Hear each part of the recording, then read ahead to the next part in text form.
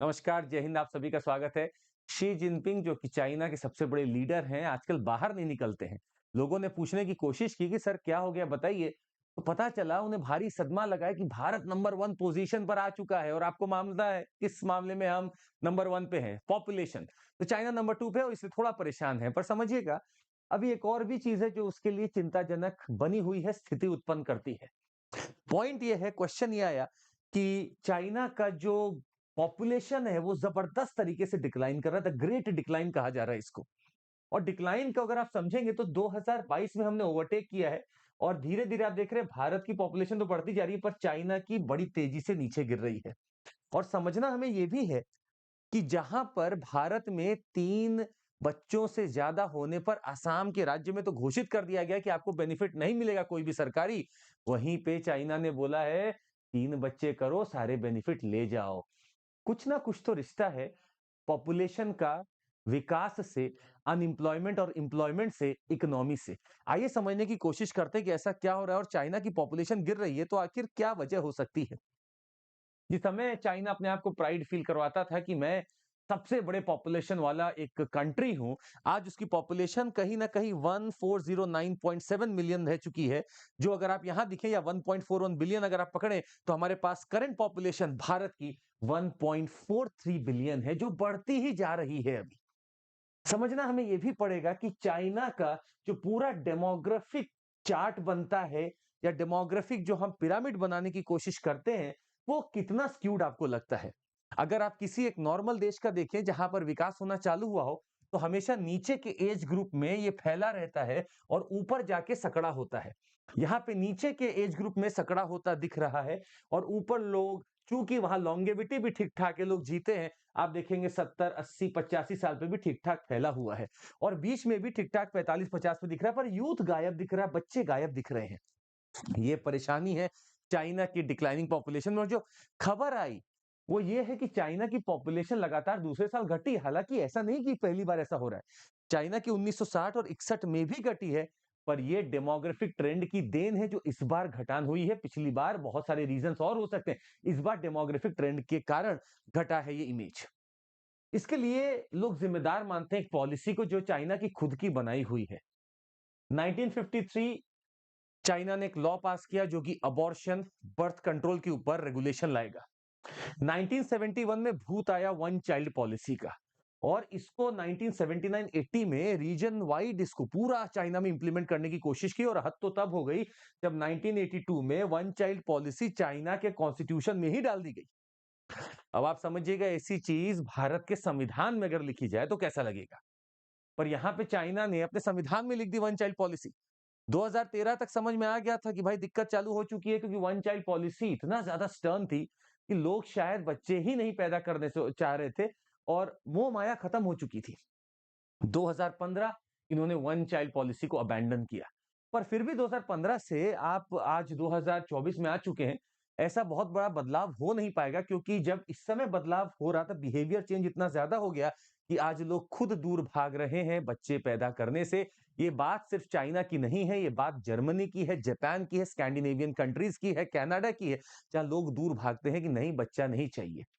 जिम्मेदारी से दूर भागने की ये कवायद चालू हो चुकी है। जहां 1.28 बर्थ्स पर वुमेन 2020 का अगर हम आपको एक खबर दिखा रहे हैं, ये चाइना का है।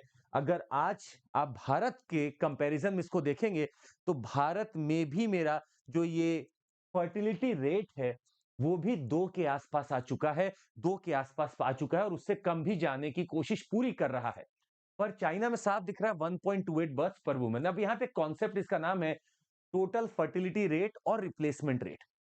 अगर किसी भी देश का फर्टिलिटी रेट 2.1 से कम हो जाए, जो कि 2.1 को रिप्लेसमेंट रेट माना जाता है कि आने वाली जनरेशन अपने ठीक पीछे वाली जनरेशन को रिप्लेस करती है, दो को रिप्लेस किया दो ने, अगर इसको आप चेंज कर दे इक्वेशन को और 2.1 से नीचे चले जाए तो शायद वहां पे पॉपुलेशन का ग्रोथ अपने आप कम होने लगता है।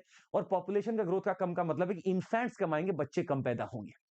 मतलब पुरानी जनरेशन को रिप्लेस करने के लिए नई जनरेशन तैयार उस नंबर पे नहीं हो पा रही है।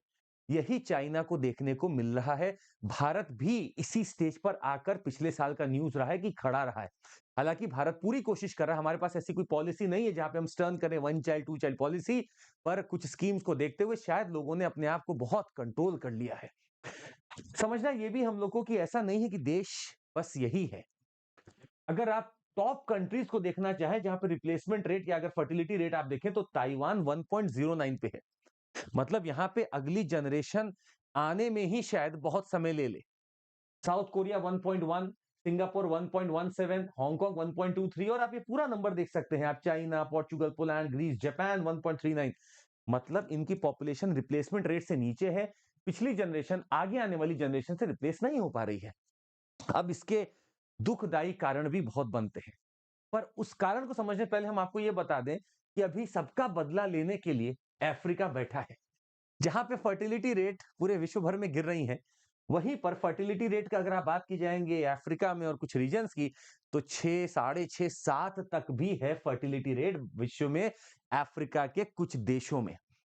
अफगानिस्तान में भी फर्टिलिटी रेट ठीक ठाक है। मतलब अपने को पूरे विश्व में अगर देखा जाए तो ये सेंचुरी तो ठीक है हमारे नाम है, पर आने वाली सेंचुरी शायद अफ्रीका और कुछ उन देशों के नाम होगी जहां पे पॉपुलेशन बहुत ज्यादा है। अब ये समझते हैं कि आखिर इतना फर्टिलिटी रेट का हम इशू बना क्यों रहे। समझना आपको ये है number one, that if the fertility rate is going down, हमें इंप्लॉयमेंट की दिक्कत होती है आगे चलकर। और अगर इंप्लॉयमेंट आपके देश में नहीं लोग ले पा रहे हैं तो प्रोडक्शन करेगा कौन, इकोनॉमी बढ़ेगी कैसे। तो इंप्लॉयमेंट, आपके पास जॉब्स पड़ी रहेंगी, लेने के लिए लोग नहीं पड़े रहेंगे। तो यहां पे चालू होता है ट्रेंड जिसको कहते हैं माइग्रेशन, जो आज आप देखते हैं कि भारत से लोग जाते हैं कनाडा, जापान, जर्मनी, स्पेन या ऐसे देशों में जहां पे बाहर के लोगों को बुलाया जाता है। आवश्यकता इसीलिए आ पड़ी क्योंकि वहां पे लोग ही नहीं है काम करने के लिए। जो एज ग्रुप हो रखा है वो वहां पे, जैसे जर्मनी की अगर बात करें तो एज ग्रुप अगर आप एवरेज निकालेंगे तो 50 प्लस या 51 के आसपास है। वही माइग्रेशन होकर लोग यंग जाते हैं और वहां मदद करते हैं। दूसरा, अगर आपका फर्टिलिटी रेट कम है तो आगे आने वाले टैक्सेशन सिनेरियो में बहुत इशू होने वाला है। अपने आप टैक्सेशन आपका कम होने लगेगा, चूंकि यहां पे लोग ही नहीं थे तो टैक्सेशन कम होने लगता है। इसका बर्डन सरकार पहले ही भरने लगती है। आज आप अपने टैक्सेशन रेट को देखकर समझने की कोशिश करिए। वो इसलिए इस लेवल पे रखा गया है क्योंकि हमें पता है आगे चल के जब पॉपुलेशन डिक्लाइन करेगा तो टैक्सेशन कम होगा। तो पहले ही पैसा बटोर लो, डेवलपमेंट कर लो, जमा कर लो ताकि आगे काम आए। तीसरा समझिएगा, ये जो डेमोग्राफिक डिवाइड है ये थोड़ा सा गंभीर है। ये डेमोग्राफिक ट्रेंड जो है वो थोड़ा गंभीर इसलिए है क्योंकि ओल्ड या लॉन्गेविटी बढ़ती जा रही है, ओल्ड का पॉपुलेशन बढ़ता जा रहा है, यंग का पॉपुलेशन आ नहीं रहा है, जिसका कारण और जिसका रिपरकशन एक सोशल बिहेवियर का चेंज भी है। सोशल बिहेवियर का चेंज भी है, प्लस साइंटिफिक एटीट्यूड का चेंज है, इनोवेशन का चेंज है, एजुकेशन का चेंज है। ये सब समाज में आ सकता है। तो फर्टिलिटी रेट को रिप्लेसमेंट रेट से नीचे नहीं जाने देना चाहिए। यही भारत में भी कोशिश हो रही है और यही शायद तमाम विश्व में देशों को भी कोशिश करनी चाहिए थी। पर चाइना की एक मूर्खता से, शायद वन चाइल्ड पॉलिसी से, उसने जब ऐसा लागू किया, आज उसने उसका हश्र देख लिया और इसीलिए चाइना को अगर आज आप देखेंगे तो अपने रिसेशन स्टेज में वो चल रहा है। पॉपुलेशन की थियरीज बहुत लोगों ने दी है, हम लोग कभी ज्योग्राफी में इसको बेहतर तरीके से पढ़ेंगे। आज के लिए बस हम आपको इतना ही बताना चाहते थे और आपसे एक सवाल हम पूछना चाहते हैं फिलहाल, देखते हैं इसका कौन जवाब दे पाएगा। एक पॉपुलेशन थ्योरी है जो मालथूज ने दी है, मालथूज। क्या बता सकते हैं कि मालथूज ने किस बारे में बात किया है? आप अगर 2 लाइन में भी लिख देंगे नीचे कमेंट में तो बड़ा अच्छा होगा। आज के लिए बस इतना ही, आपको मिलते रहेंगे हम आपसे। और आपको बता दें हमारे पास एक जबरदस्त ऑफर चल रहा है। We have flat 50% off plus 6 months of extension, एक साथ ही ऑफर मिल रहा है, एक साथ। तो आप तुरंत सीएमसी कोड डालें और कोई भी ऐसा सब्सक्रिप्शन ले लें जो आपको मिल रहा है यहाँ पे, वैलिड है मींस 2025 तक के लिए 52,487 में। साथ ही में फाउंडेशन बैच है हमारा, चालू हो चुका है ऑलरेडी और एक 19 से होने वाला है, कल से होने वाला है। तो 25,263 लोएस्ट प्राइस है हमारा जिसमें आप ले सकते हैं कोर्स। 50% ऑफ यहाँ पे भी आपको मिल रहा होगा। और हमारा मिशन आईएएस बैच है जो 2026 के लिए है, ये भी चालू होने वाला है आपका 29 जनवरी से। आपको 1 क्लास पर डे है, डेडिकेटेड एजुकेटर्स, नोट्स है, फाउंडेशन बिल्डिंग विद एनसीईआरटीज है, ये सब सुविधाएं मिल रही है। सारे तमाम ऑप्शनल है जो हमारे पास लॉन्च हो रहे हैं, इसमें भी आप पूरा लाभ ले सकते हैं। So that would be all from my side. Thank you so much, take care, Jai Hind.